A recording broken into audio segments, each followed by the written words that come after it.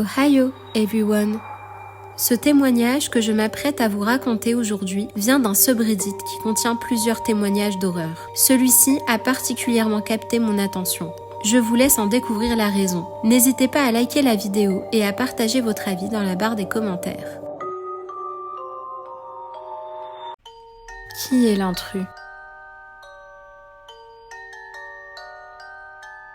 Nous sommes en 2020. J'habite dans le nord de la France, dans une maison de 2 étages et un grenier dans lequel j'y vais très rarement. J'y laisse là-bas d'anciens objets et meubles qui ne me servent pas à grand-chose. Mon quartier est petit, ce qui fait qu'avec tous mes voisins, nous nous réunissons pour organiser des fêtes entre voisins. Tous mes voisins connaissent ma situation. Je travaille dans un cabinet de comptable et je n'ai pas de petite amie.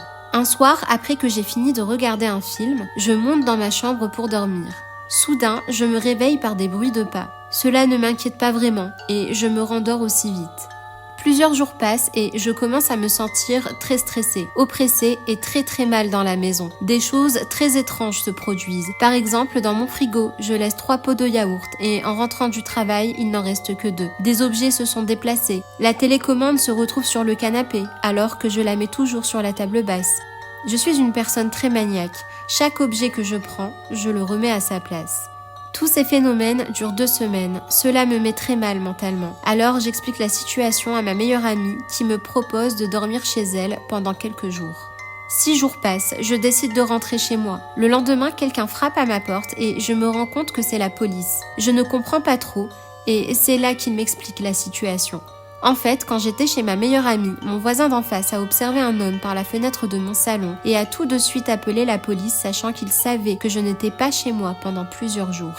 Le policier me montre la photo de l'homme en question et me demande si je le connaissais. Je leur explique que c'était mon ancien petit ami avec qui j'ai eu une relation de 2 ans avant cette histoire.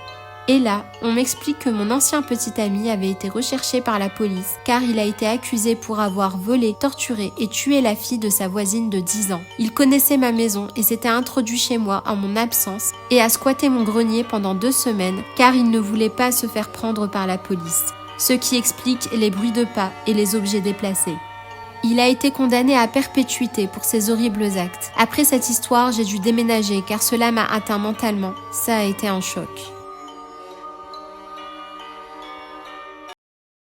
Je pense qu'on sera tous d'accord pour dire que cette histoire est horrible.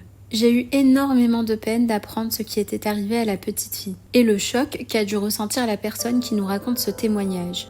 Maintenant, je dois vous faire une confession. La fin du témoignage de la personne se termine en disant qu'elle a inventé toute cette histoire et elle conseille en même temps de se méfier de tout ce qu'on peut lire. Vous comprenez peut-être mieux pourquoi j'ai choisi cette histoire. D'une part, elle est hyper plausible. D'autre part, il faut parfois se méfier de tout ce qu'on peut lire. J'ai toujours sélectionné des histoires vraies, mais cette fois-ci j'ai choisi cette histoire fictive pour son côté hyper réaliste et en même temps pour les différentes morales qu'elle dégage. J'espère que ça vous a plu. N'hésitez pas à me dire en commentaire ce que vous en avez pensé. À bientôt!